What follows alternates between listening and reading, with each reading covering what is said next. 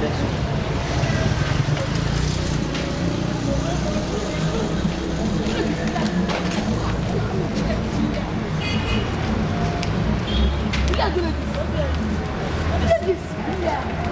waa jànk looy toog fi mel ni ku jaaxle.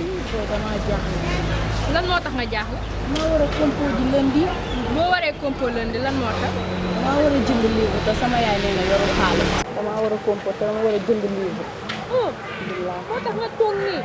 damaa jaaxle man moom bëggoon naa la jàppale mais man tamit yàlla dafa def yoruma xaalis. man léegi am naa sama benn càmm tontoo kii Malick kooku moom day jaay ay livre ak ay cahier yooyu yaa ma gën a xam. waaw léegi bu ñu demee foofu dina la jàppale. jugal ñu dem rek.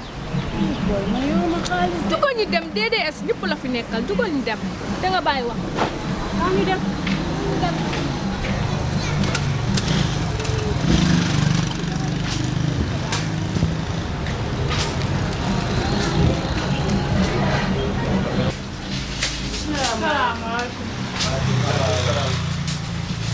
yow. Lala. naaw. waaw. loolu xiir bi. yaa mat salaam. ah kooku da ngaa nekk ci fan ah lan lu xew. ma lay wax rek. xam nga fu nga ñëw nii. maa fi ma ñëw kay. kon xam nga place bi. waaw. fii daal mooy loolu. waaw. maa ngi wul dara lépp am na fi loo bëgg am na fi. xam loolu moo tax ma ñëw ma fii ñëw. ah ñeme nga ñëw bàyyi dem feneen. ah moo ma jaaxal. kon xamal ne boobaa lu baax si yow de sa xarit bi moom këram bi kii na de lépp na de lu xew. ah moom de daa am benn problème. daa war a composé suba. te yaayam nee na daa am livre bu mu soxla te yaayam nee na yoru moom it tamit yoru ma ne ko nañ ñëw fii.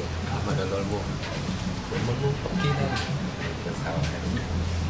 Malick ah nee na yow la soxla de. waaw Paa naa def. maa ngi si jàmm rek. waaw. yéen a ngi yéen lan moo seen problème. kii de daa waroon def composé lundi.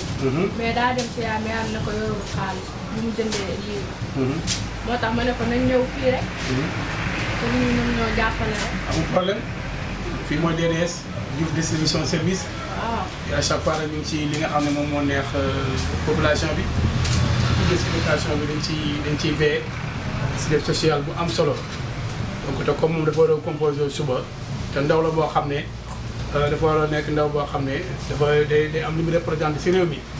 kon nag jaadu na ñu lebal ko livre bi ba heure bu yàlla bi yaayam jekkoo rek mu daal di ñëw fay loolu amul benn problème.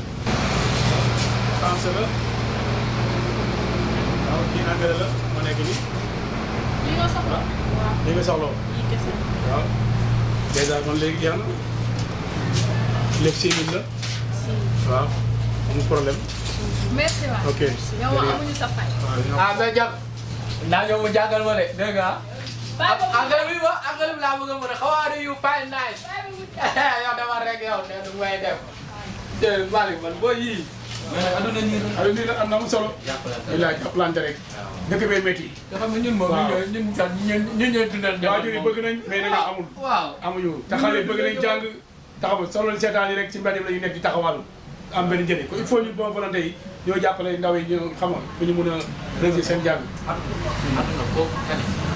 da koy dimbali. yàlla dañ tax mais nag am ñoo xam ne du ñuy def du xool intérêt du xool retour. te waaw mais ñooñu ñu koy def mais xamul ni ñuy def. yow moom yàlla lay fay. waaw loolu dara am na am solo. palaat bi moom bañ ko ba dundal njaboot la ngay wax. jeex na. yàlla baax na yàlla jàppale rek. jaajëf merci.